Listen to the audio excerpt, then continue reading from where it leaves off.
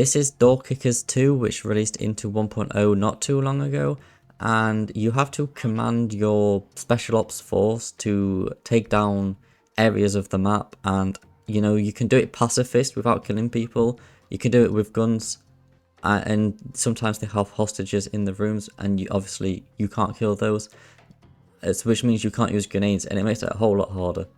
It also has Steam Workshop, so if the base levels aren't enough for you, which there's a lot there, and there's multiple campaigns, you can go to the Steam Workshop and look at user created levels. I think that's awesome. This game is extremely in-depth. I'm talking about there's multiple characters you can choose from to put into a level. You can customize their loadout and level them up, and they're all presets, so you can copy a preset of a character and paste it to other characters. We're talking about gear like wall breaches, we're talking about anything that you can possibly imagine. Night vision, that's simple though. Grenade launchers, there's absolutely anything. More armor on these characters. You can do a lot with these loadouts to change up the run extremely. So what do you actually do? So there's a planning phase which I'm doing right now, and there's multiple like waypoint, I think that's what the game calls them, but they're basically checkpoints of where they will do an action. So sometimes it will be kicking a door open or opening it stealthily. Then sometimes it'll be throwing a grenade into a room, and you can do as many of these as you want. Also, if you fail, which you will do, I promise you on that one, if you fail, it does save everything you've done in like the pre-stage, so you can easily alter it without having to redo it all. I think that's a really cool touch. So it's like a SWAT game. The best thing I can say to this is it's Ready or Not, but 2D.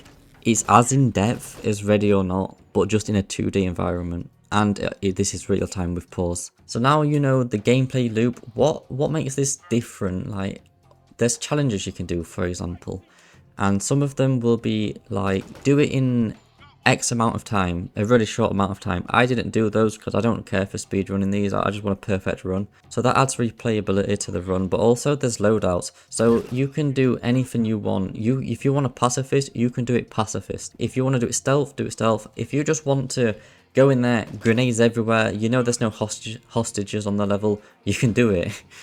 It is all about knowing the levels. That's where like trial and error comes into play. For example, that just lost me the game because this guy blew up and blew my guys up basically, and I have no way of knowing that was even a possibility to happen. It's the first time it actually happens in this game, so you do need trial and error. As you can see, there's windows, and they actually have like a curtain. You can kind of make out it's a curtain, so there's no line of sight here. You can shoot through those, and then it will destroy it, so you can look into the room directly. If that isn't enough, you can also have different breaches. So instead of just picklocking a door or kicking it open, you could just explode it.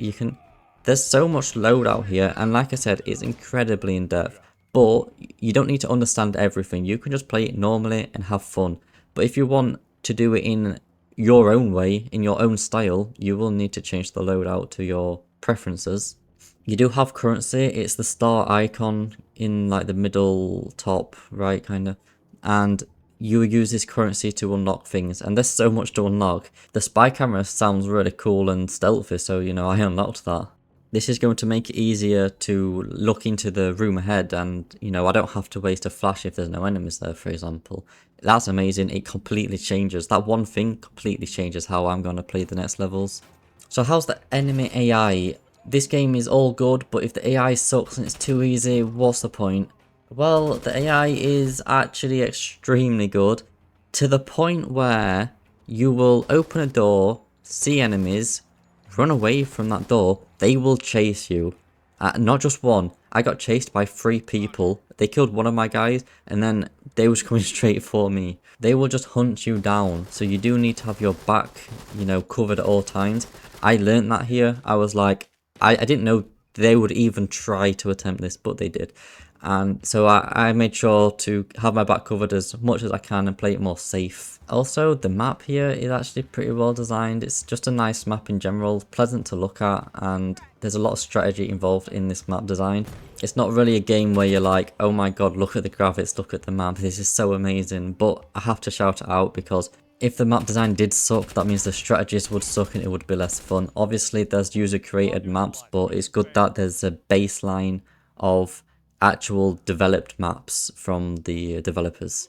Some of the maps are time based, as you can see in the left side of the map, there's a countdown timer. Now, this is from the point where you make any sort of noise. So as soon as they know you're there, you've got a countdown timer to when they're going to shoot the hostage and fail the mission. I will just say it was on 1 second and I was about to get the hostage in time, and the enemy just shot the hostage even though there was a second left or 2 seconds left, which was frustrating because I would have completed the mission. This is also one of my favourite maps that I played. I died way more than 10 times and it's a very small map and you think it's easy, but there's so much strategy to it that it is not so easy. Once you're good at the game, let's just say it's easy. This is the example I was talking about earlier with 1 second left, but anyway.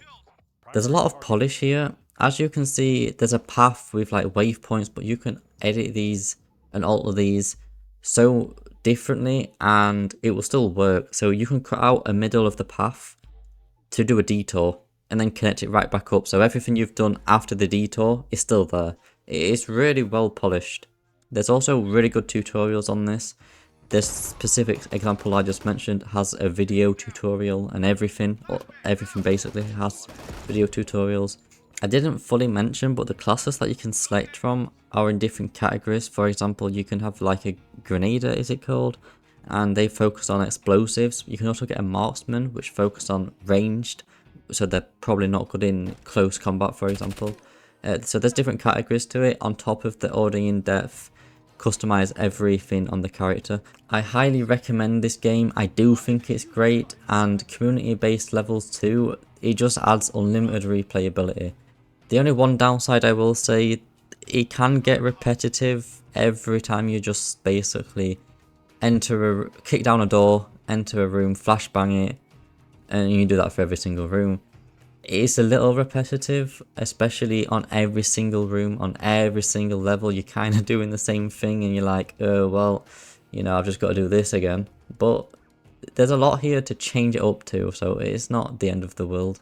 The link for this game is below. Definitely check it out if you think it's a game for you. If you kind of like SWAT games in general, you will definitely love this game.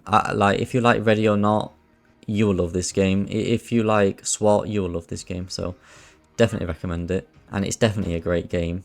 Before I close out, I will quickly mention the real-time strategy with pause. So this isn't turn-based, don't get it mistaken that this is turn-based. If you don't like turn-based games, this is nothing like it. If you don't like RTS games, this is nothing like it, but it can be. You can just do it full RTS, you can. It will be hard with multiple characters. Sometimes there's like challenges on the level to only complete it with one character. I think that's really interesting and going to be really fun to try out with an insane loadout. But after everything you do, at any point in time, you can just pause and pause at any point in time. So it's not this fast paced, oh, I've got to click my mouse a bunch of times and in the space of 5 seconds. It's not like that. You can totally just pause, or you can click your mouse a bunch of times in the space of a few seconds, like an RTS game.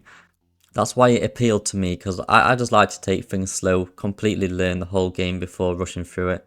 Anyway, thanks for watching. I appreciate you, I appreciate your time, and goodbye. I hope you liked it.